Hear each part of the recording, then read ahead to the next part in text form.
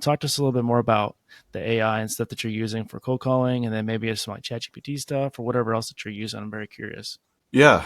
So I'll start with the cold calling. It's great, and there's a lot of really good technology out there.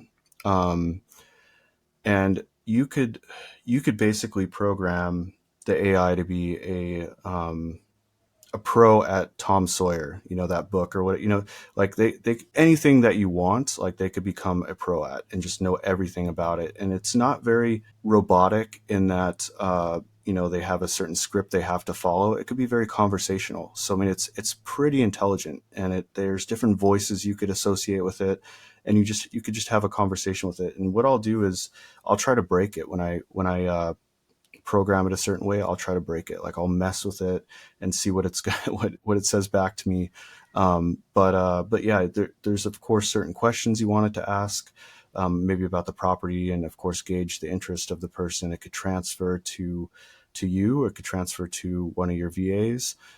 It could also find out like a time to call back. It could schedule even on a calendar an appointment time. It could take down contact information. It could do all that stuff that a regular person could do.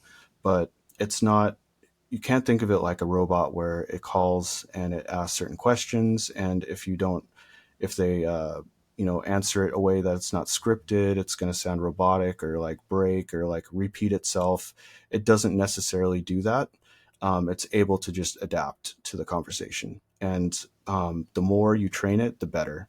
You could put in basically this knowledge base just all this information, so it knows about all the terminology, all the wording. It knows how to use that wording.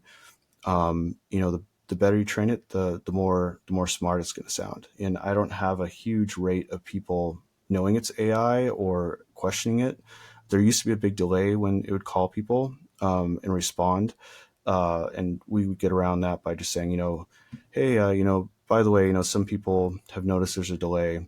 So sorry about that, but so we don't even have to do that anymore. It's pretty quick, and there's different voices you could try out, different accents, and the cool thing is it could be bilingual too, which is great because I used to have to hire Spanish-speaking VAs for certain parts of the country. If you're working different parts of Florida or even California, even Texas. I mean, just all there's so many states that have a lot of Spanish-speaking people, and once it detects that somebody's speaking Spanish, it just switches and just starts speaking Spanish to them. So it's kind of cool.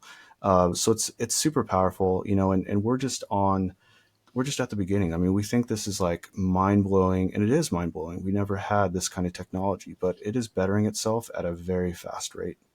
And we are just at the start of it. And a lot of crazy bad stuff is going to happen from it, and a lot of bad stuff could happen, but a lot of good stuff could happen. You can actually leverage it to do some good stuff.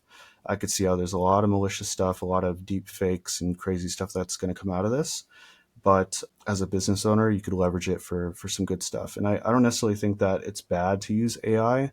You're not using it in a malicious way. You're using it just as like a normal cold caller would call someone, and it could have a higher success rate than a VA in some cases.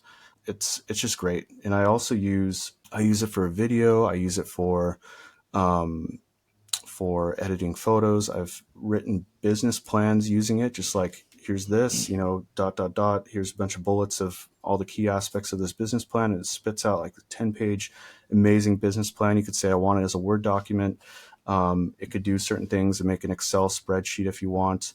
You could put in a bunch of data that's just all like jumbled up and ridiculous. And you're like, wow, there's thousands of fields here, and you tell it what you want, it could organize it in a nice spreadsheet and give that to you. So there's a lot of different things you could do just with ChatGPT, and especially photos that you could output, and it's great for social media. I've digitized my voice, AIified it or whatever it is, where I could use it as it could read a script even, and then I could output that if I just have video to it.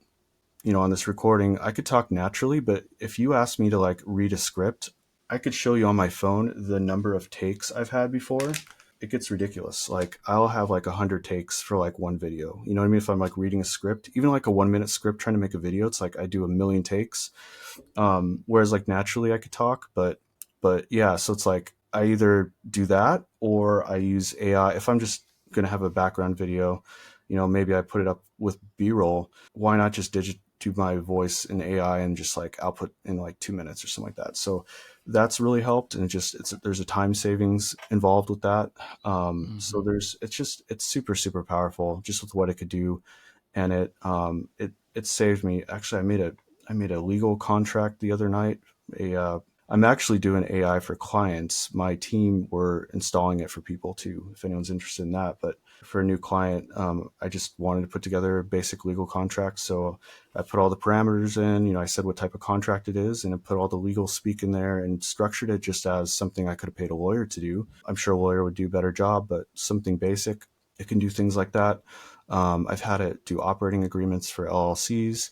I end up having lawyers sometimes look at those, but it's a good starting point. So instead of a lawyer taking, 3 hours to put something together for you, maybe you Yeah. only pay them for a half hour because they restructure a couple things. So there's just a lot of ways it could save you money, even if you have somebody else give it a second pass. It's a good starting point in a lot of ways. Even if it writes something for you, I've had it help me with a lot of different content, written content, and then it's a good start. I end up going in and making tweaks, changing stuff, but it's great. So I use it quite extensively.